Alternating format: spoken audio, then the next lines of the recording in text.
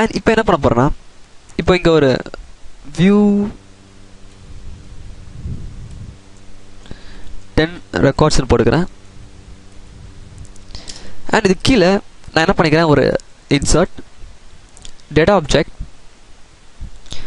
Dynamic data dynamic table.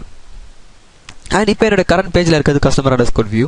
And இப்போ இந்த பேஜில் நான் வந்து ஃபர்ஸ்ட் 10 ரெக்கார்ட்ஸை மட்டும் நான் டிஸ்பிளே பண்ண போகிறேன். அண்ட் இதுக்கு பார்டர் 1 வச்சுக்கிறேன். அண்ட் செல் பேடிங் நான் 4ன்னு வச்சுக்கிறேன். And just click okay. And பார்த்தீங்கன்னா எனக்கு இந்த டேபிள் வியூ ஆட் ஆகிருக்கும். அண்ட் இதுக்கு நான் வந்து இதோடைய வித் வந்து நான் 700 கொடுத்துக்கிறேன். And file save. அண்ட் இப்போ நான் இதை ஃபயர்ஃபாக்ஸில் வியூ பண்ணி பார்த்தேன்னா எனக்கு என்னோடய ஃபர்ஸ்ட் 10 ரெக்கார்ட்ஸ் மட்டும் டிஸ்பிளே ஆகிருக்கும். அண்ட் எனக்கு இங்கே வரணும், இங்கே எத்தனை டேட்டாஸ்ன்னு எனக்கு டிஸ்பிளே ஆயிருக்குன்னு தெரியல. எனக்கு டாப்பில் டோட்டல் ரெக்கார்ட்ஸ் அப்படின்னு எனக்கு டிஸ்பிளே பண்ணால் நல்லாயிருக்கும்னு நினைக்கிறேன். அண்ட் இதனோட ஃபர்ஸ்ட் பேஜில் எவ்வளோ ரெக்கார்ட் டிஸ்பிளே ஆயிருக்கு அப்படின்றத நான் காமிச்சா நல்லாயிருக்கும்னு நினைக்கிறேன். ஸோ அதுக்கு நான் என்ன பண்ணுறேன்னா, என்னோடய ட்ரீம் இயரில் இந்த ஏரியாவில் போயிட்டு நான் ஃபர்ஸ்ட் டோட்டல் ரெக்கார்டுன்னு நான் டைப் பண்ணிக்கிறேன். அண்ட் இந்த இடத்துல என்னுடைய சர்வர் பிஹேவியருக்கு போகிறேன். அங்கே இந்த சின்ன ப்ளஸ் ஐக்கானை கிளிக் பண்ணுறேன்.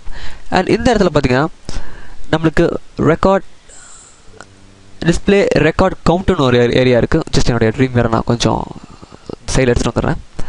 அண்ட் ப்ளஸ் ஐக்கானை கிளிக் பண்ணுறேன். அண்ட் இங்கே வந்து டிஸ்பிளே ரெக்கார்ட் கவுண்ட்டுன்னு இருக்குது. அண்ட் இதில் பார்த்தீங்கன்னா டிஸ்பிளே டோட்டல் ரெக்கார்ட் அதை நான் கிளிக் பண்ணுறேன். ஆட்டோமேட்டிக்காக எனக்கு இந்த டயலாக் பாக்ஸ் ஓப்பன் ஆகி காமிக்கும். ஜஸ்ட் இந்த ரெக்கார்ட் செட் ஆன் கன்ஃபார்ம் பண்ணுறதுக்கு just click okay.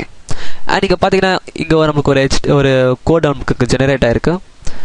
Just okay.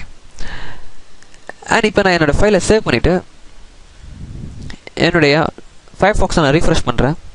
So பார்த்தீங்கன்னா டோட்டல் ரெக்கார்ட்ஸ் 93. அதாவது நம்ம இந்த டேபிளில் 93 டேட்டாஸ் இருக்குது. ஆனால் எனக்கு டிஸ்பிளே பண்ணுறது இந்த 10 ரெக்கார்ட்ஸ் மட்டும் தான் டிஸ்பிளே பண்ணுது. ஸோ இப்போ இங்கே நெக்ஸ்ட்டுன்னு நான் கிளிக் பண்ணால் அடுத்த 10 டேட்டாஸ்க்கு போனால் இது நல்லாயிருக்கும்னு நான் நினைக்கிறேன். ஸோ அதுதான் இப்போ நம்ம செய்ய போகிறோம்.